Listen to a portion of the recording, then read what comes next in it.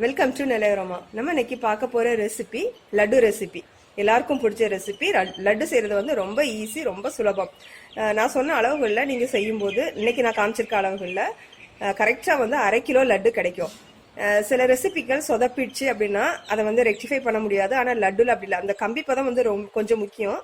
ஒருவேளை அந்த கம்பி பதத்தை தாண்டிட்டு, அந்த சீனி பாகு கம்பி பதத்தை தாண்டிட்டு அப்படின்னா கொஞ்சமா தண்ணி விட்டு நீங்க அந்த கம்பி பதத்தை வரவழைச்சிடலாம். அதுக்கு முன்னாடியே ஆயிடுச்சு அப்படின்னா, கம்பி பதத்துக்கு முன்னாடியே நீங்க பூந்தியெல்லாம் சேர்த்துட்டீங்க அப்படின்னா கொஞ்சம் அடுப்புல வச்சு கிண்டினீங்கன்னா பெர்ஃபெக்டான லட்டு கிடைக்கும். அதனால எப்பவுமே சொதப்பாத ஒரு ரெசிபி அப்படின்னா லட்டு. நீங்க கண்டிப்பா ட்ரை பண்ணி பாருங்க. இப்ப வாங்க வீடியோக்குள்ள போலாம். இது வரைக்கும் நெல்லை அரோமாவை சப்ஸ்கிரைப் பண்ணாதவங்க கீழே இருக்கிற ரெட் கலர் பட்டனை பிரஸ் பண்ணி சப்ஸ்கிரைப் பண்ணிக்கோங்க. அப்படியே அது பக்கத்துல இருக்க பெல் ஐக்கானையும் கிளிக் பண்ணிக்கோங்க. நான் எப்ப வீடியோ போட்டாலும் உடனுக்குடனே உங்களுக்கு வந்து சேரும். இந்த லட்டு செய்யறதுக்கு என்னென்ன பொருட்கள் என்னென்ன அளவுல நம்ம எடுக்கணும் அப்படின்னு பார்த்தா, ஃபர்ஸ்ட் வந்து கடலை மாவு. கடலை மாவு நான் 1 கப் எடுத்திருக்கேன். 1 கப் சீனி. 1 கப் கடலை மாவுனா 1 கப் சீனி. இது வந்து கப் அளவுல. இதே வந்து நீங்க எடை அளவுல எடுத்தீங்கன்னா 100 கிராம் கடலை மாவை எடுத்தா 200 கிராம் சீனி எடுக்கணும். 1:2. 1 மடங்கு கடலை மாவுக்கு 2 மடங்கு சீனி எடுக்கணும். கப் அளவுல வரும்போது 1:1 வந்து கரெக்டா இருக்கும். ஏன்னா வந்து கடலை மாவோட எடை வந்து கம்மியா இருக்கும், சுகர் வந்து அதிகமா இருக்கும். அதனால 1 கப் அளவு எடுத்தீங்கன்னா ரெண்டுமே ஒரே கப் அளவு எடுத்தீங்கன்னா கரெக்டா இருக்கும். இது லட்டுக்கு மெயினான ஒண்ணு அப்படின்னா சீனி கடலை மாவு தான். சரி, இப்போ இதை எப்படி செய்யலான்னு பார்க்கலாம். ஒரு பவுல் எடுத்துக்கோங்க. இந்த கடலை மாவை அந்த பவுல்ல சேர்த்தாச்சு. இப்போ இது கூட நம்ம கொஞ்சமா கேசரி பவுடர் சேர்த்துலாம். இது இல்லாம கூட நீங்க செய்யலாம். கேசரி பவுடர் சேர்க்காம செய்யும் போது அந்த லட்டு வந்து வெளிர்ன நிறத்துல இருக்கும். கேசரி பவுடர் லைட்டா சேர்த்தீங்க அப்படின்னா கொஞ்சம் மஞ்சள் கலர்ல நல்லா இருக்கும் பாக்குறதுக்கு. அதுக்காகத்தான். இது ஆப்ஷனல் தான். அப்புறமா பேக்கிங் சோடா. இந்த பேக்கிங் சோடா இல்லைன்னா ஆப்பச்சோடா ஏதாவது ஒன்று ஒரு பிஞ்ச் அளவு சேர்த்துக்கோங்க. இந்த பேக்கிங் சோடா சேர்க்கறதுனால அந்த பூந்தி வந்து நல்லா புஸ்ஸுன்னு உப்பி வரும். அதுக்காக ஒரு பின் சேர்த்தா போதும். லைட்டா கொஞ்சமா சேர்த்தா போதும், அதிகம் வேண்டாம். சேர்த்துக்கோங்க. சேர்த்துட்டு இப்போ தண்ணி சேர்த்து இதை கரைச்சிடலாம்.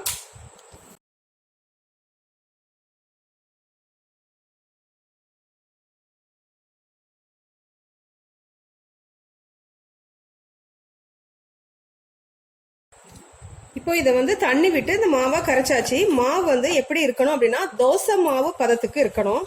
அதாவது பஜ்ஜி மாவு பதத்துக்கு. ரொம்ப கெட்டியாவும் இருக்கக்கூடாது, ரொம்ப தண்ணியாவும் இருக்கக்கூடாது. இந்த பதத்துக்கு இருக்கணும். இப்போ வந்து நம்ம லட்டு செய்யறதுக்கு முன்னாடி பூந்தி செஞ்சுட்டு தான் அந்த பூந்தியை வந்து நம்ம லட்டா பிடிக்க போறோம். பூந்தி போடுறதுக்கு இந்த பூந்தி கரண்டி தேவை.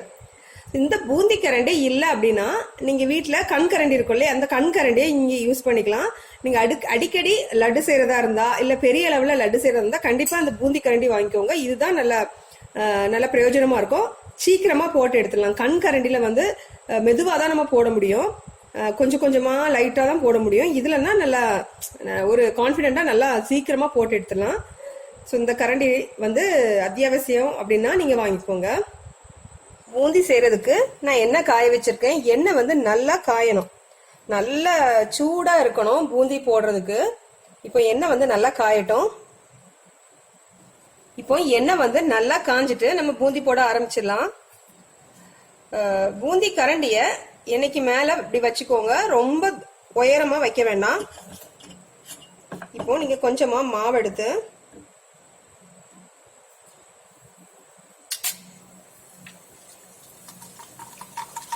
எண்ணெய் நல்லா சூடா இருந்தா மட்டும்தான் அந்த பூந்தி வந்து நல்லா போட்ட உடனே மேலே எழும்பி வரும். அப்படி இல்லைன்னா ஒண்ணுக்கு மேல ஒண்ணு டெபாசிட் ஆயிரும். பாருங்க எப்படி அழகா எழும்பி வருதுன்னு.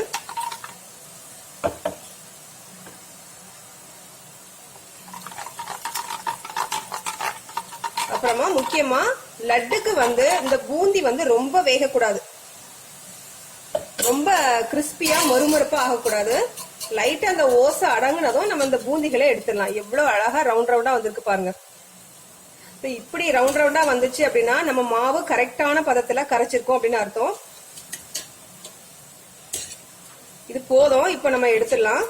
காரா பூந்திக்கு தான் நல்ல மொறுமொறுப்பா இன்னும் கொஞ்சம் ஃப்ரை ஆகணும்.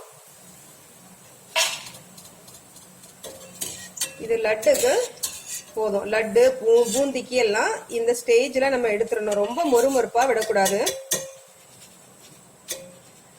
நீங்க லட்டுக்குன்னு பாத்தீங்கன்னா ரொம்ப ஷேப் ஒன்றும் அவசியம் இல்ல. பூந்திக்கு அப்படிங்கும் போது இந்த ஷேப் வந்து ரொம்ப அவசியம். ரவுண்ட் ரவுண்டா இருந்தாதான் பூந்தி வந்து நல்லா இருக்கும். இப்படியே நம்ம அடுத்த பேட்ச் பூந்தி போட்டுடலாம்.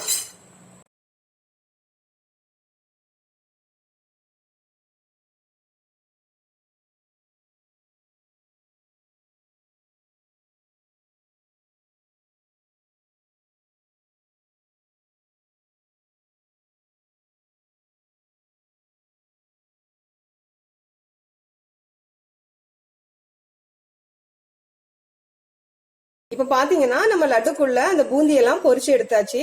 இது பொரிச்சு எடுக்கிறதுக்கு ரொம்ப நேரமே ஆகாது. கடகடன்னு போட்டு பொரிச்சு எடுத்துடலாம். இப்போ வந்து நம்ம லட்டுக்கு பாகு வச்சிடலாம். இப்போ சீனி பாகு வைக்கிறதுக்காக நான் இன்னொரு கடாய் வந்து அடுப்புல வச்சிருக்கேன். அடுப்புல வச்சுட்டு அந்த 1 கப் சுகரை இதுல சேர்த்துடலாம். சேர்த்துட்டு தண்ணி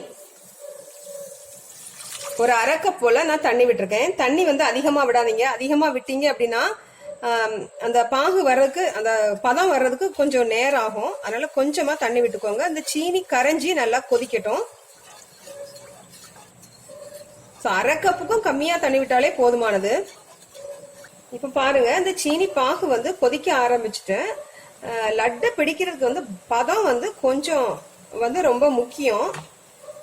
பதம் எப்படி அப்படின்னா கம்பி பதம் வரணும். கம்பி பதத்துக்கு முன்னாடியே நீங்க அந்த பூந்தி இதுல போட்டுட்டீங்க அப்படின்னா அது வந்து பாகை வந்து அந்த பூந்தி வந்து உரியாது. அதனால அப்படியே ஃப்ளோட் ஆயிட்டு இருக்கும். நீங்க லட்டு பிடிக்கும் போது சொதன்னு இருந்த மாதிரி இருக்கும். அதனால கம்பி பதமும் ரொம்ப முத்தக்கூடாது. ரொம்ப முத்திச்சு அப்படின்னா லட்டு வந்து ஹார்ட் ஆயிரும். அந்த சுகர் சிரப் அந்த சீனி பாகை எல்லாம் கிறிஸ்டலைஸ்ட் ஆகிட்டு லட்டு வந்து ரொம்ப ஹார்ட் ஆயிரும், நல்லா இருக்காது. அதனால இளம் கம்பி பதமா எடுக்கணும். அப்பதான் வந்து லட்டு வந்து கரெக்டா இருக்கும். நல்ல ஒரு அதாவது என்ன உள்ள நல்ல கொஞ்சம் நல்ல சாஃப்டா நல்லா இருக்கும். இளம் கம்பி பதம் எப்படி எடுக்கணும் அப்படின்னு நான் காமிக்கிறேன். பதம் வரட்டும். இப்போ பாத்தீங்கன்னா ஆல்மோஸ்ட் வந்து அந்த கம்பி பதத்தை நெருங்கிட்டு இதுல கொஞ்சமா ஏலக்காய் தூள் இந்த பாகலே நான் போட்டுறேன் வாசனைக்காக. நீங்க இந்த கரண்டிய எடுத்துட்டு இப்படி பார்க்கும்போது அந்த பாகு கீழே விழும். கடைசி சொட்டு பாகு வந்து கீழே விழுந்துட்டு திரும்ப மேல போகும். பாருங்க, மேல போகும். இதுதான் கம்பி பதம். அப்படி இல்லைன்னா கரண்டில உள்ள பாகை நீங்க தொட்டுட்டு விரலால தொட்டுட்டு 2 விரலுக்கு நடுவுல நீங்க பாத்தீங்க அப்படின்னா கம்பி ஃபார்ம் ஆகும். கவனமா பாருங்க, ரொம்ப சூடா இருக்கும். பாருங்க, 2 விரலுக்கு இடையில வச்சு பார்க்கும்போது கம்பி ஃபார்ம் ஆகுது. தெரியுதா? இதுதான் கரெக்டான பதம். இந்த பதத்துல நம்ம ஸ்டவ் ஆஃப் பண்ணிடலாம். ஆஃப் பண்ணிட்டு அந்த பூந்திகளை இதுல சேர்த்துடலாம்.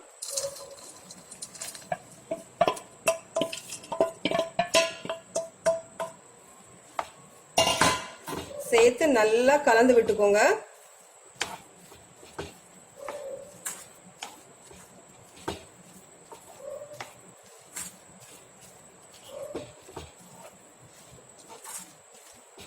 இப்போ வந்து பூந்தி சேர்த்து நல்லா கலந்து விட்டாச்சு. இதை இப்போ என்ன பண்ணலாம் அப்படின்னா லட்டு பிடிக்கிற டைம், அதாவது ரொம்ப சூடா இருக்கும், கொஞ்சம் ஒரு மிதமான சூட்டுக்கு வரட்டும். அது வரைக்கும் நம்ம இதை மூடி வச்சிடலாம். அது வரைக்கும் இந்த பூந்தி வந்து நல்ல அந்த சக்கரை பாகை உள் வாங்கி நல்லா உறிஞ்சிரும். ஒரு கொஞ்ச நேரம், அதாவது கொஞ்சம் ஒரு மிதமான சூட்டுக்கு வர்ற வரைக்கும் நம்ம இதை மூடி வச்சிடலாம். மூடி வச்சு கொஞ்சம் வந்து இடையில திறந்து கிண்டி விட்டுக்கோங்க. அப்பதான் பாகு வந்து நல்லா ஈவனா அந்த பூந்தி வந்து உரியும். இப்போ வந்து இதை மூடி வச்சிடலாம்.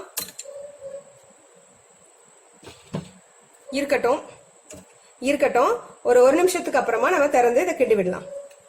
இப்போ ஒரு 10ல இருந்து 15 நிமிஷம் இருக்கும். நான் இடையில ஒரு தடவை கிண்டி விட்டுருக்கேன். ஸ்டவ்ல இருந்து நான் டேபிளுக்கு மாத்திட்டேன்.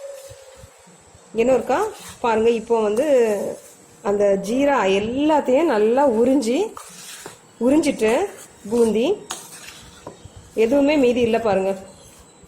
இந்த அளவு வந்து கண்டிப்பா இதே அளவுல நீங்க ட்ரை பண்ணி பாருங்க. கம்பி பதம் ரொம்ப முக்கியம். கரெக்டாக இப்போ உறிஞ்சிட்டு சூடும் மிதமான சூட்டுக்கு வந்துட்டு இப்போ நம்ம லட்டு பிடிச்சிடலாம். நம்ம வந்து இப்படியே இந்த பூந்தியை லட்டாக பிடிச்சோம் அப்படின்னா அது நிற்காது, உதிர்ந்துடும். ஏன்னா எல்லாமே முத்து முத்தாக இருக்குது. இப்போ என்ன பண்ணலாம் அப்படின்னா இந்த பூந்தியிலேருந்து ஒரு கால்வாசிக்கும் கொஞ்சம் அதிகமாக, பாதிக்கும் கொஞ்சம் கம்மியாக, கால்வாசிக்கும் கொஞ்சம் அதிகமாக எடுத்து மிக்சி ஜாரில் சேர்த்து அதை வந்து ஒரு கரகரப்பாக அரைச்சி இதில் சேர்த்து பிசைஞ்சு பூந்தி பிடிக்கலாம்.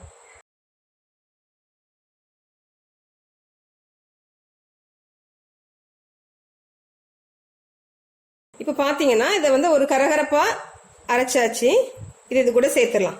அந்த கரகரப்பாக அரைச்ச பூந்தி அதில் சேர்த்தாச்சு. அப்புறமா இது கொஞ்சமாக முந்திரி, கிஸ்மிஸ், கொஞ்சம் இதில் நான் சேர்த்துருக்கிறது கொஞ்சமாக முந்திரி, திராட்சை, அப்புறமா கிராம்பு, 1.5 டீஸ்பூன் நெய் விட்டு வறுத்து சேர்த்துருக்கேன். கிராம்பு சேர்க்கறதுனால லட்டுக்கு வந்து ஒரு நல்ல மனம் கிடைக்கும். கிராம்பு பிடிக்காதவங்க சேர்க்க வேண்டாம். ஏன்னா கிராம்பு வந்து கடிபட்டுச்சு அப்படின்னா கொஞ்சம் கசந்த மாதிரி இருக்கும். அதனால பிடிக்காதவங்க வேண்டாம். இது எல்லாம் ஒன்று சேர நல்லா கலந்து விட்டுலாம், நல்லா பிசைஞ்சு விட்டுக்கோங்க. இதெல்லாம் நல்லா பிசைஞ்சதுக்கு அப்புறமா உங்கள் கையில் எவ்வளவு பிடிக்க முடியுமோ, எவ்வளவு அடங்குதோ அந்த அளவுக்கு நீங்கள் எடுத்துட்டு நல்லா டைட்டாக பிடிச்சிக்கோங்க. நம்ம போட்ட அளவு, பதம் எல்லாம் கரெக்டாக இருக்கிறதுனால எதுவுமே உதிராது, ரொம்ப பர்ஃபெக்டாக வரும். அதே நேரத்தில் நல்ல சாஃப்டாகவும் நல்ல டேஸ்டாகவும் இருக்கும். ஹார்டாக இருக்காது. பதம் கரெக்டாக இருந்துச்சுன்னா நல்லா உருட்டி லட்டு ஷேப்புக்கு கொண்டு வந்துருங்க. அவ்வளோதான்.